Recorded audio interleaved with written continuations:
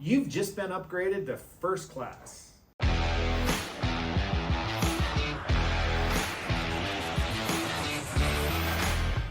How many of you fly? We've all flown, and I tend to fly a lot on Southwest just because I have their credit card, and I don't know, I seem to go to Los Angeles or Phoenix the most, and so they usually have really easy direct flights.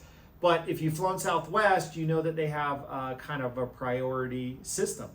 If you're either A, B, or C, and if you're A, you get a board first, which might mean you get to get off first, you know, if you sit in the front of the plane. If you're B, you may be more in the middle, or you might have to sit in the middle seat, which maybe isn't always preferable versus an aisle or a row, or an aisle or a window. Or if you're C, you might be in the very back of the plane, which means you got to board last, but then you also have to wait for everybody to get off first before you can get off. Let's say you're flying Delta or American or United, you know, first class passengers always get a board first and obviously always get a board last. They also have a more comfortable seat. Comfort Plus for Delta is kind of like the next tier. And then you have economy, where you're going to be randomly placed, you know, somewhere between the middle to the back of the plane, which again, like Southwest, means you board last and then you get off last. And so the reason for talking about flying is I think about that in terms of your lien position when you're either lending or borrowing. A lot of people, I think, understand what lien position means, but I think the analogy of the boarding and the ticket class of an airplane might help you understand it a little better.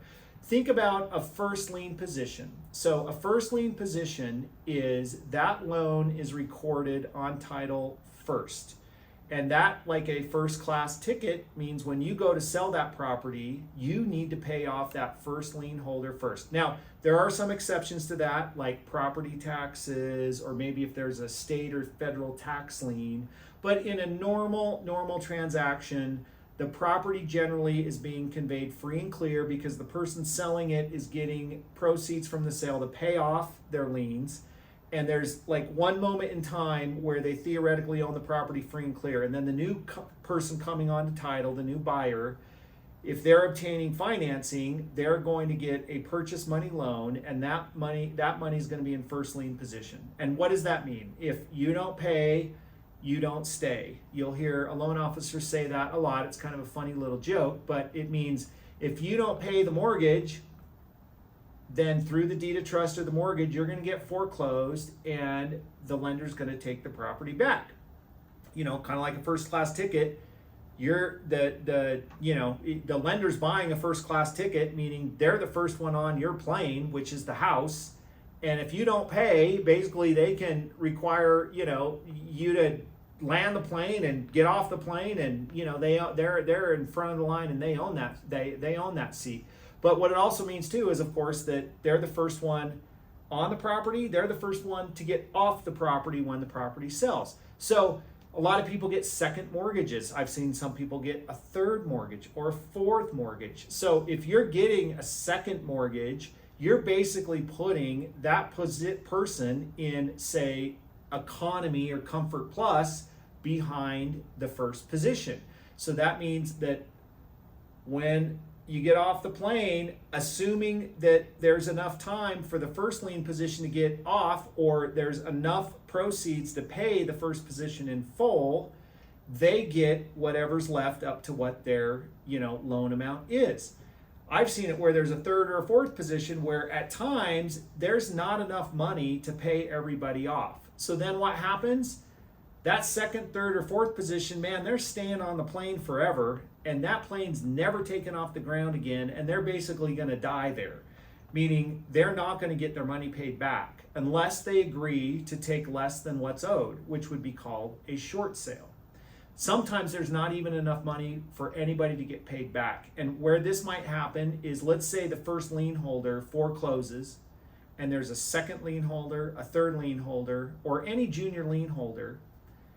That foreclosure will basically wipe out anybody behind the first lien position. Now, there are some circumstances where if the property is sold for more than what the first position lien holder is owed, some money might go to the second or third lien holders. But the whole point of this is understanding the risk. Understand the risk that you're putting your junior lien holders, your first lien position holders, and your even third or fourth lien holders in.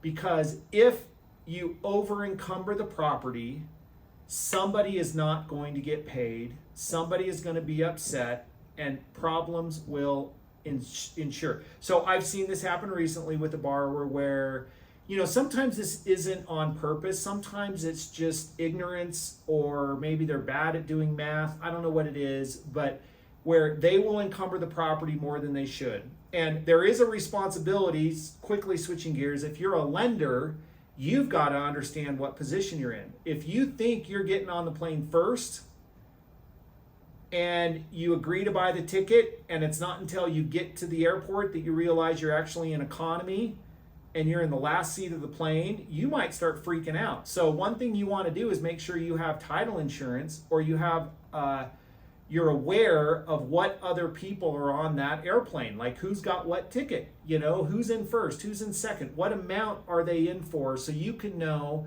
in relation to the value of the property if there's sufficient equity to justify your risk in putting money on the property. I see a lot of people, both borrowers and lenders, that don't quite have the experience to understand, one, what the real value of the property is, but two, what position they even are on the deal. And they've come to find out later that they thought they were in third, but they were really in fourth, or they thought they were in second, but they're really in third. Most people doing a first position lien understand what they're doing. That's why they're requiring a first position lien. I see a lot of friends and family or new people to real estate. Maybe they just have an extra 50 or 100 grand. They get talked in to lending rehab money or gap money, which is just fine to do as long as you understand what you're doing. And they don't understand what they're doing, and then all of a sudden there's not enough time to get off the plane, and they're sitting there going, geez, I didn't realize I was spending the rest of my life in Albuquerque, New Mexico. And I'm sure Albuquerque's great, right? But just not if they were trying to get home to Utah. So understand your lien position. And then if you're borrowing money, don't be reckless and encumber the property for more than what it's realistically worth, because it's just going to cause you problems later. And so part of that is understanding what the terms are of every loan that you're signing up for. What is going to be the balance of your first position lien in relation to the overall value of the property? Is there enough equity to, responsibly put a second position on there? If not, don't do it, because it's just going to be a problem later. And then on the flip side, if you're lending, you've got to understand the terms of that first position lien. Again, is there enough equity in the deal for you to still be able to get paid off, assuming that maybe the sales price doesn't quite hit what you're hoping it to hit, so that you don't have problems later either. Now, the most riskiest position you could ever be in if you're lending money on a real estate deal is an unsecured position. Maybe think of that like a standby ticket when the flight's already full.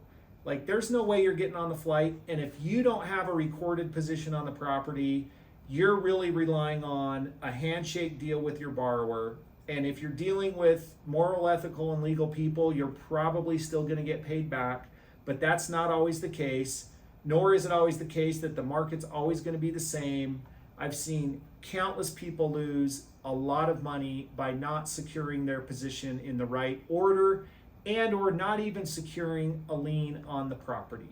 So hopefully this was helpful. I know this was kind of a fire hose, but that analogy of, do you have a first class Comfort Plus or economy ticket, or are you an A group, B group, or C group, might help you think about how you place debt on a property, your risk and exposure of that debt, and then how to lend or how to borrow based on that, because you are going to have problems for sure. If you over encumber the property, people are going to be losing money. What does that do? Lack of confidence. You're not going to be able to borrow money from those people again. But if you set the deal up to win every time, you'll be able to rinse and repeat with other people's money. And on the flip side, if you're a lender and you're lending responsibly, you're going to have a really good business model going forward as to how to protect yourself and not lose money. So make sure you understand, if you're in a first class economy or Comfort Plus, so you can avoid and mitigate your risk, and you're not stuck in a town for the rest of your life that you'd rather not be in. So lend responsibly, borrow responsibly, and go make some good deals happen.